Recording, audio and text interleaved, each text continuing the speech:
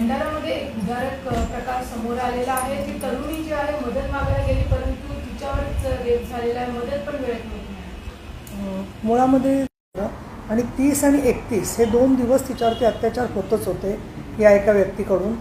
त्याचं नाव वृत्तपत्रात आलेलं आहे, पण ह्या व्यक्तीने खरं नाव सांगितलं असावं असं मला वाटत नाही, यासाठी की बऱ्याच वेळेला एकटी महिला बघितल्यावर ती खोटं नाव सांगून टाकून काहीतरी स्वतःबद्दल विश्वास वाटावा असा ती जिल्ह्यामध्ये, गोंदिया जिल्ह्यामध्ये आणि भंडाऱ्याच्या बॉर्डरला असणाऱ्या गावामध्ये, एका छोट्याशा गावामध्ये पूर्णपणे विवस्त्र अवस्थेमध्ये सापडली। गावकऱ्यांनी तिला कपडे वगैरे देऊन पोलिसांना कळवल्याबरोबर पोलिसांनी घटनेची दखल घेतलेली आहे। कालच मी या घटनेची दखल मला माहिती झाल्याबरोबर घेतली, पण घटना घडते 1 तारखेच्या सुमाराला ती उघडकीस येते पोलिसांकडे। वृत्तपत्रांसारख्या लोकसत्ता आहे, सकाळ आहे, यांनी त्याची दखल घेतली, आम्हाला त्यामुळे इथे कळलं आणि त्यानंतर जवळजवळ 4 ऑगस्ट नंतर सगळं या संदर्भामधलं हालचाली कालपासून सुरू झालेल्या आहेत। 3 ऑगस्टला मी पोलीस महानिरीक्षकांशी बोलले, त्याचबरोबर ज्या हॉस्पिटलमध्ये त्यांना ॲडमिट केलेलं आहे त्यांच्या कुटुंबियांशी बोलले। आमच्या शिल्पा बोडके म्हणून तिथल्या शिवसेना पदाधिकारी आहेत, त्या सगळ्या महिलांना जाऊन भेटून आल्या। अजूनही एक आरोपी सापडलेला नाही आहे आणि तिचे कुटुंबीय आता अतिशय गरीब आहेत आणि निर्भयासारखीच ही दिल्लीतली घटना आहे। तिच्यावरती 5 शस्त्रक्रिया करायला लागणार आहेत। त्यातली एक शस्त्रक्रिया मेडिकल हॉस्पिटलमधल्या यांनी अधिकाऱ्यांनी आणि शस्त्रक्रिया सर्जन्सनी केलेली, मी त्यांच्याशी बोलले। एकदम सर्व शस्त्रक्रिया करता येत नाहीत, कारण टप्प्याटप्प्याने शरीराची प्रतिकात्मक शक्ती वाढवून, प्रतिकार वाढवून, अँटीबायोटिक्स वगैरे देऊन परत एकामागून एक तिच्या शस्त्रक्रिया करायला लागणार आहेत। अशा परिस्थितीमध्ये तिची झुंज चालू आहे। घटना पोलिसांकडे जर का 1 ऑगस्टच्या सुमाराला नोंदवली गेली तर आज 3 दिवस होऊन गेले। त्याच्याबद्दल स्थानिक पोलिसांनी लक्ष घातलेलं आहे, परंतु 2 आरोपी अटक झालेले आहेत, पण मूळचा जो आरोपी होता तो अजूनही पकडला गेलेला नाही आहे। आणि त्यामुळे प्रत्येक वेळेला आपण अशा घटना घडल्या की त्याच्यानंतर आम्ही प्रतिक्रिया देतो, नंतर मग आरोपी पकडतो, पण बरेच मूलभूत मुद्दे याच्यामध्ये उपस्थित झालेले आहेत। एक तर पहिलं म्हणजे वनविभागामध्ये सुद्धा जेव्हा तिला एकटी महिला जाताना पाहिली एका माणसाने, त्यानंतर त्याच्यावरती त्यांनी तक्रार केली आणि मग ती अवस्थेत सापडली। तर पोलिसांची बीट सुरक्षा, पोलीस आपण बघतो की कुठल्याही जंगलात जात असताना तिथे चेकपोस्ट असतात, त्या ठिकाणी हटकलं जातं। सामान्य नागरिक जात असतील तरी त्यांना गाडी नंबर, नावं सांगायला लागतात। मग याच्यावर कुठलीच देखरेख कोणाची नाही, अशी अवस्था का व्हावी हा एक प्रश्न पडतो। दुसरं म्हणजे एकटी महिला दिसली की तिचा असा गैरफायदा घेतला तर आपल्याला कुठली शिक्षा होणार नाही याची खात्री या समाजकंटकांना झालेली आहे। आणि याच पार्श्वभूमीवरती सर्व पक्षांनी एकत्र येऊन विधिमंडळामध्ये संयुक्त चिकित्सा कमिटी ज्या शक्ती कायद्याबद्दल केली होती आणि त्या शक्ती कायदा माननीय उद्धवजी ठाकरे मुख्यमंत्री असताना आणि दिलीप वळसे पाटील गृहमंत्री असताना झालेला होता, पण त्याच्यामध्ये विरोधी पक्षाचा सुद्धा सहभाग होता। सर्व एकमताने तो कायदा पारित झालेला आहे। अशा वेळेला मार्चपासून ते आता 3 महिने होऊन गेले तरीसुद्धा केंद्र सरकारकडे ते विधेयक जे आहे ते प्रलंबित आहे।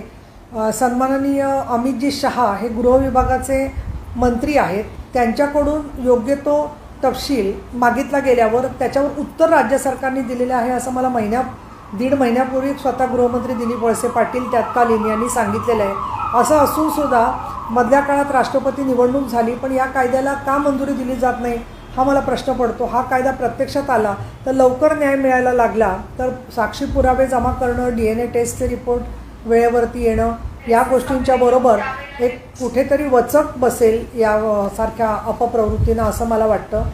मला अतिशय खेद होतो या गोष्टीचा की माननीय मुख्यमंत्री एकनाथजी शिंदे आणि उपमुख्यमंत्री देवेंद्र फडणवीस हे सातत्याने वेगवेगळ्या भागात, विदर्भात सुद्धा जाऊन आले, परंतु या घटनेची दखल काही त्यांनी घेतलेली नाही आहे। त्याच्यावर मी वेगळी टिप्पणी करण्यापेक्षा महाराष्ट्र विधान परिषदेचे उपसभापती या नात्याने मी त्यांना निर्देश देते की त्यांनी दखल द्यावी आणि दखल घेऊन या स्वरूपाच्या घटनांच्यामध्ये योग्य ती कारवाई करण्याच्या संदर्भात ज्या उपाययोजना सरकारने सुचवलेल्या होत्या आधीच्या, त्याला तर स्थगिती नाही आहे आणि तशी ती स्थगिती नाही हे त्यांनी पोलिसांना स्पष्ट केलं पाहिजे। आणि त्याचबरोबर पोलिसांच्या बरोबर इतर न्याय यंत्रणा, उदाहरणार्थ मनोधैर्य योजना, ती विधी आणि न्याय विभागाकडे, त्याच्याबद्दलही मी पोलीस महानिरीक्षकांना बोललेले आहे। पण आता असे निर्देश मी एवढ्यासाठी देते आहे की मी विनंती करणं, सूचना करणं हेही करते।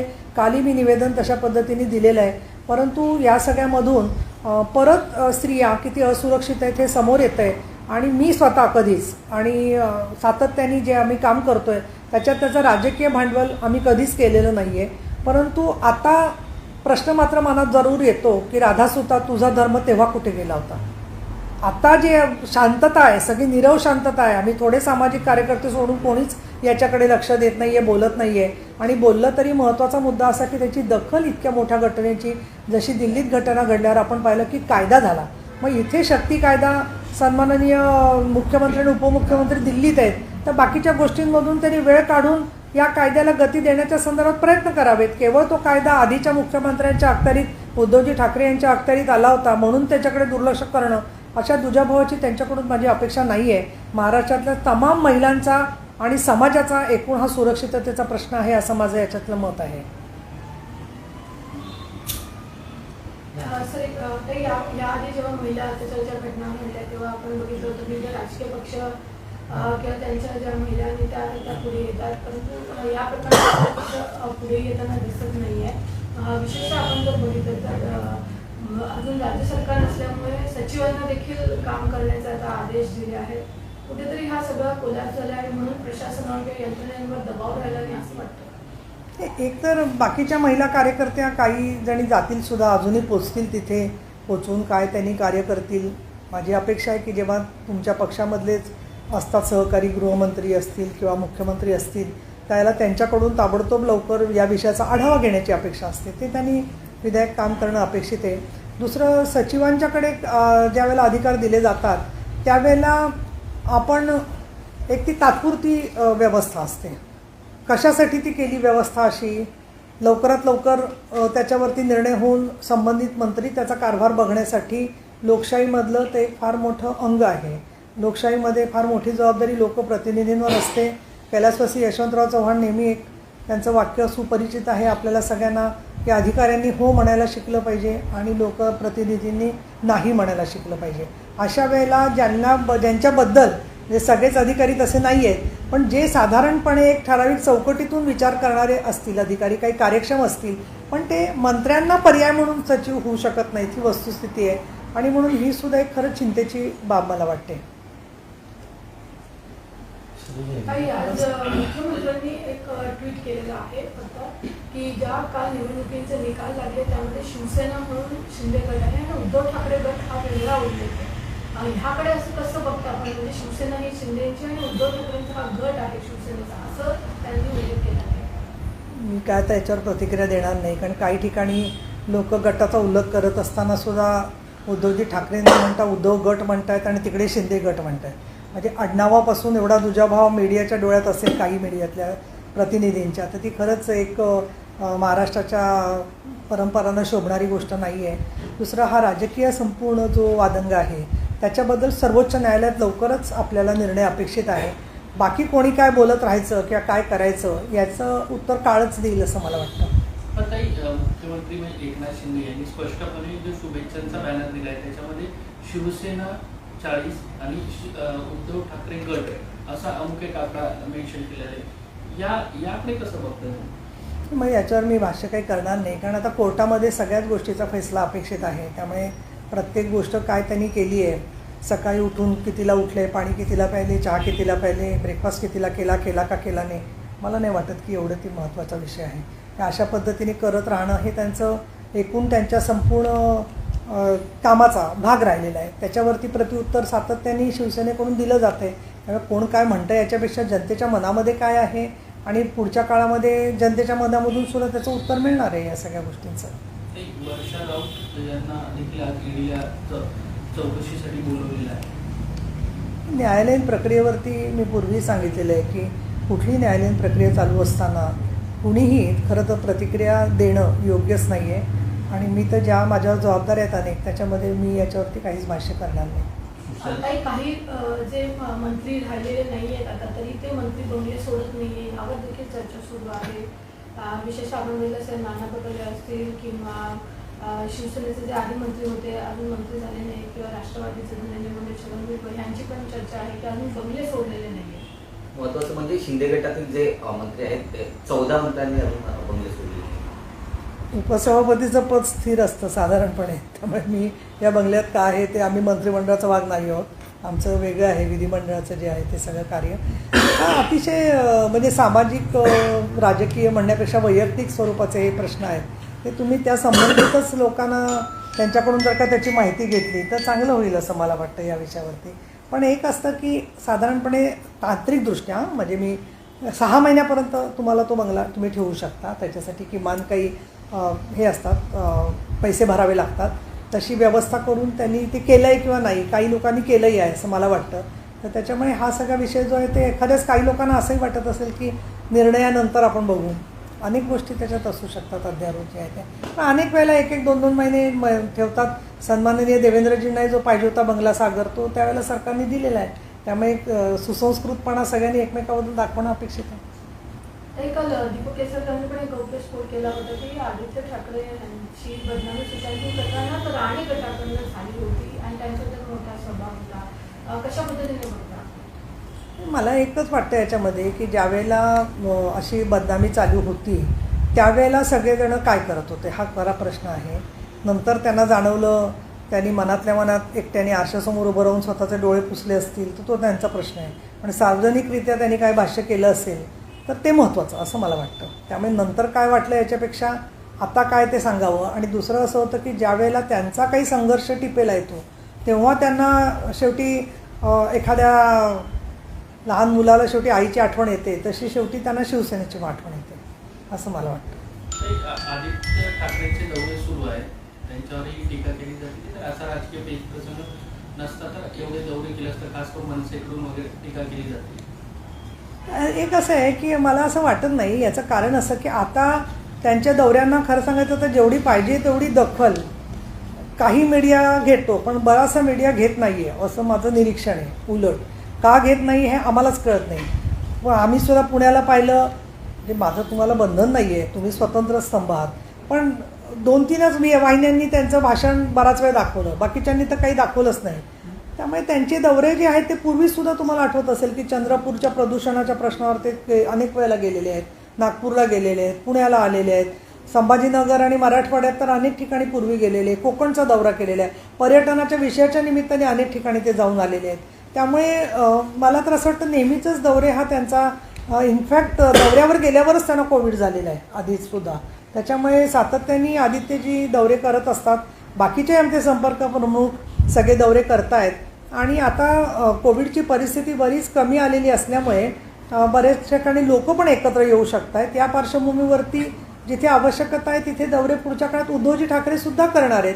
त्याच्यामुळे पूर्वी आणि आत्ता अशी तुलना जेव्हा तुम्ही करता तेव्हाची सगळी आरोग्यविषयक परिस्थिती आणि आत्ताची परिस्थिती, आत्ताच्या गरजा ह्यासुद्धा वेगवेगळ्या असतात असं मला वाटतं याच्यामध्ये जे आहे ते. ताई, शिवसेनेवर देखील घराणेशाहीचा आरोप होतोय. उद्धव ठाकरेंकडे पक्षप्रमुख आणि आदित्य ठाकरेंकडे कार्याध्यक्षपद जाणार आहे आणि तेजस ठाकरे राजकारणात येऊन युवा सेनेचं अध्यक्षपद घेतील असं बोललं जाते. ते कसं आहे माहिती आहे का, वेगवेगळे दरबार आहेत. एक लोकसभेचा, लोकशाहीचा, विधानसभेचा, तसा आपल्या माध्यमांचा आणि समाज माध्यमांचा फार मोठा दरबार आहे. त्यामुळे त्या दरबारातल्या प्रत्येक गोष्टीला मी उत्तर देणं हे काही योग्य होणार नाही. पण पक्षामध्ये सगळ्या लोकांची भावना लक्षात घेऊन, कामाचे स्वरूप घेऊन असे वेगवेगळे निर्णय होत असतात. आणि त्याच्यात खरं सांगायचं ना तर कोण कुठल्या पदावर आहे याच्यापेक्षा आपण कुठलं काम पक्षप्रमुख सांगतात त्याप्रमाणे करतो याला महत्त्व असतं. एखादा व्यक्ती असाही असू शकेल की जे कुठल्याच पदावर नाही आहे पण ते सगळं बरंचसं काम करतायत. त्याच्यामुळे असं मला वाटत नाही की आता त्याच्यावरती मोठा वादंग करावा.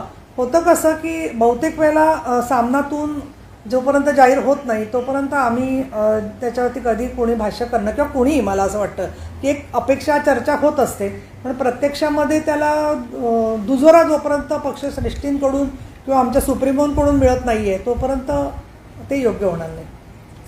चला झालं समाधान. हिंदी में जानना चाहेंगे मैम, वो भंडारा में एक दुष्कर्म का मामला सामने आया महिला के साथ. शक्ति कानून बनाया गया था राज्य में पर अभी तक अप्रूवल नहीं मिला है सेंटर की तरफ. एक मिनटं, भंडाऱ्याच्या आधी मला अजून एका इन्सिडेंटचा शॉर्टमध्ये उल्लेख करायचा आहे. तो म्हणजे मावळ तालुक्यामध्ये एका छोट्या बालिकेवरती अत्याचार करून तिची हत्या करण्यामध्ये आलेली आहे.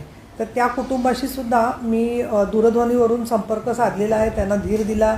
आमचे मच्छिंद्र खराडे आणि सगळे तिथले शिवसेनेचे पदाधिकारी सातत्याने, अमित ठाकरे आहेत, हे सगळे त्यांच्या संपर्कामध्ये आहेत कुटुंबाच्या.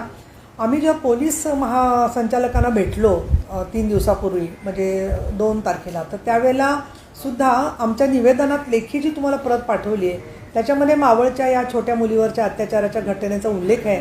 आणि आम्ही आपल्याशी बोलतानाही सांगितलं होतं, पण तो उल्लेख काही राहिलेला दिसतोय आपल्याकडून, की रजनी सेठ यांनी या मावळमधल्या घटनेमध्ये सुद्धा आम्ही ताबडतोब लक्ष घालून आरोपीवरती योग्य ती कारवाई करतो असं आश्वासन दिलेलं आहे. आणि अजून एक महिला अत्याचाराचा मुद्दा असा होता की छोट्या मुलींना शाळांमध्ये सोडणाऱ्या ज्या बसेस आहेत त्याच्यामधले ड्रायव्हर्स किंवा तेथे परिचर नेमायचा शासनाचा निर्णय आहे, पण त्याची अंमलबजावणी होत नाही आहे.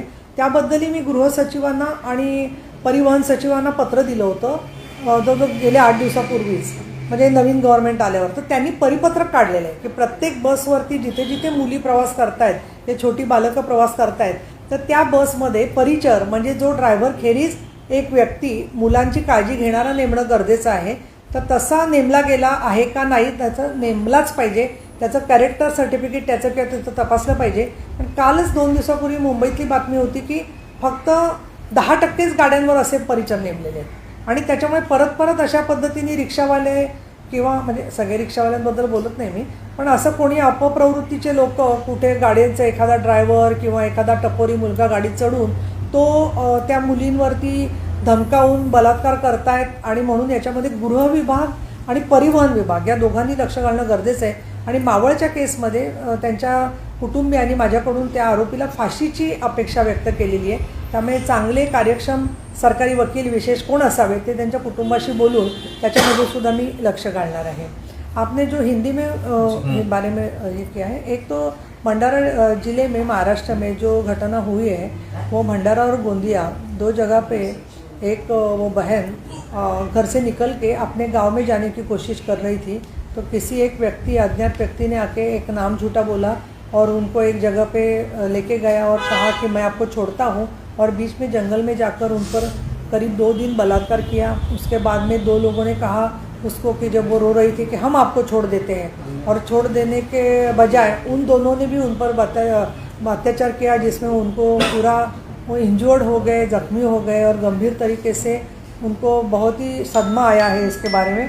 तो अभी फ़िलहाल वो नागपुर के मेडिकल हॉस्पिटल में भर्ती है. उन पर शस्त्रक्रिया हो चुकी है. मैं अपेक्षा रखूँगी सरकार से कि वो जल्द से जल्द उनको राहत मिलने के लिए कोशिश करें. अभी भी एक जो इसमें गुनहगार है वो अभी तक मिला नहीं है. उसको जल्द से जल्द अरेस्ट करने के लिए मैंने वहाँ के जो DGP है उनको भी कहा है. SP भंडारा जो एडिशनल SP है उनसे भी बात हुई है और मैंने वैसा मेमोरेंडम भी उनको दिया है. लेकिन हमारी अपेक्षा है कि मनोधैर्य योजना के मुताबिक इस परिवार को मदद भी मिले और उसी के साथ साथ वो जो आरोपी है उसको जल्द से जल्द अरेस्ट करना ज़रूरी है. और सबसे अहम मुद्दा है कि जो हिंदुस्तान के सरकार के साथ में जुड़ा हुआ मुद्दा है वो है राष्ट्रपति महामहिम महोदया जो है उनके हाथ में है. लेकिन उनको पूरा के पूरा जो ये रहता है, पूरा के पूरा जो उसके बारे में जानकारी रहती है वो गृह विभाग देते हैं. जिस तरीके से होम मिनिस्ट्री उनको ये करती है, सलाह देती है, और उसकी जानकारी के बाद में टेक्निकल जो कुछ जानकारी है वो होम डिपार्टमेंट करता है. तो वो अभी भी प्रोसेस चल रही है. तो हमारी अपेक्षा है कि शक्ति कानून जो महाराष्ट्र में उस समय उद्धव जी ठाकरे मुख्यमंत्री थे, उप मुख्यमंत्री अजित पवार जी थे, गृहमंत्री दिलीप वळसे पाटिल थे और विरोधी पक्ष नेता होने के हैसियत से देवेंद्र जी भी थे. और सबने मिलके एक जॉइंट सिलेक्ट कमेटी बना के 6 महीना उस पर काम करके सभी पार्टी की महिला विधायकों ने उसमें योगदान दिया और वो कानून सहमति से पारित हुआ है.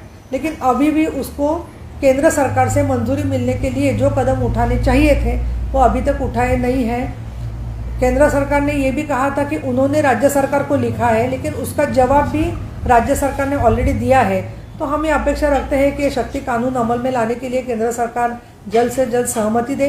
और उसी के साथ साथ मैं ये भी केंद्र सरकार से अपेक्षा करती हूँ कि निर्भया कानून के मुताबिक जो भी कदम उठाए गए हैं उसमें कई घटनाओं के बारे में उसकी परिपूर्ति नहीं होती है. जैसे मैं आपको एक छोटा उदाहरण दूंगी कि मेडिकल प्रोटोकॉल कि किसी अस्पताल में जब रेप विक्टिम को लेके उसको पूरी की पूरी इन्वेस्टिगेशन होती है तब महिला डॉक्टर होनी चाहिए, उसको कोई किसी ने फ़ोटो नहीं निकालना चाहिए, उसको समुपदेशन होना चाहिए. लेकिन मैं हर जगह के अस्पतालों में देखती हूँ तो एक बड़े से वार्ड में खुले आम वो लड़की उधर पड़ी रहती है. जो भी है पूरा वार्ड के रिश्तेदार आते हैं, पुलिस आते हैं, दूसरे डॉक्टर्स आते हैं, उसके सबको मालूम है कि उसके सर पर वही सदमा है कि ये रेप पीड़ित है, रेप पीड़ित है, रेप पीड़ित है। कई लोग फोटो भी निकाल लेते हैं। तो पूरे हिंदुस्तान में ये सवाल है कि हर अस्पताल में मेडिकल प्रोटोकॉल को जारी करना, ये निर्भया के बाद में जो कानून हुआ था उसके मुताबिक, ये बहुत ज़रूरी बात है। मैं तो ऐसा कहूँगी कि केंद्र सरकार को इसका रिव्यू लेना ज़रूरी है कि कितनी मुद्दे अमल में आए और कितने मुद्दे अभी भी वैसे के वैसे हैं। एक आप उप सभापति इस नाते क्या आदेश दे रही हैं सरकार को जल्द से? मैं सरकार को ये निर्देश देती हूँ कि उन्होंने एक तो पहली बात, एक जो आरोपी अभी तक मिला नहीं है उसको जल्द से जल्द गिरोह में लेना है, जिसको बारे में चार्जशीट करना है। इसके साथ मनोधैर्य योजना जो है उसके बारे में क्या कदम उठाए गए हैं, उसके परिवार को काउंसिलिंग क्या दिया है, सभी अलग अलग तरीके से सामाजिक और कानूनी तौर पर इस परिवार के साथ में सरकार है। ये जब तक उनको आत्मविश्वास नहीं होता है तो बाकी जो महिलाएं जिनको छेड़खानी की बारे में तकलीफ़ होती है वो कैसे आगे आके इसके बारे में सोचेंगी। आज अभी भी सरकार में मंत्री महोदय नहीं है किसी भी डिपार्टमेंट के, तो इसीलिए मैं तो अपेक्षा रखूँगी कि मुख्यमंत्री महोदय एकनाथ जी शिंदे और उप मुख्यमंत्री देवेंद्र जी फडणवीस जब दिल्ली जा रहे हैं तो उनके व्यस्त प्रोग्राम में महिलाओं के सवाल के लिए वो 10 मिनट निकाल के अमित जी शाह से बात करके शक्ति विधेयक को अमल में लाने के लिए ज़्यादा से ज़्यादा सहयोग दे। और 5 दिन होने के बावजूद भी अभी तक तो किसी ने दखल नहीं ली है, तो वह जल्द से जल्द दखल लेकर ये बहन के पीछे राज्य सरकार खड़ा है वो कहने की उनकी जिम्मेदारी है, ऐसी मेरी राय है। मुख्यमंत्री उप मुख्यमंत्री कम से कम 6-7 बार दिल्ली जा चुके हैं पर अभी तक कैबिनेट का विस्तार नहीं हो पा रहा है। क्या वजह लगती है आपको कैबिनेट का विस्तार नहीं हो पा रहा है? कहीं ना कहीं बीजेपी से अप्रूवल लेने जाते हैं सीएम, क्या लगता है आपको? मैं इस पर कमेंट नहीं कर सकती हूँ। लेकिन एक चीज़ ये देखा गया है कि जिस तरह से मंत्री नहीं होने की वजह से राज्य में कानून व्यवस्था पूरी तरीके से चरमरा गई है, आपको लगता है? I cannot comment on this section. You are well versed, आपको मालूम है कि मेरे को कुछ लिमिटेशंस हैं, उसके मुताबिक मैं बात कर सकती हूँ। नहीं, एक चीज़ और है, वर्षा राउत को मैंने वही बोला आपको, आप इतना ग्रेजुएट होके फिर फर्स्ट स्टैंडर्ड का क्वेश्चन पूछते हो। Thank you.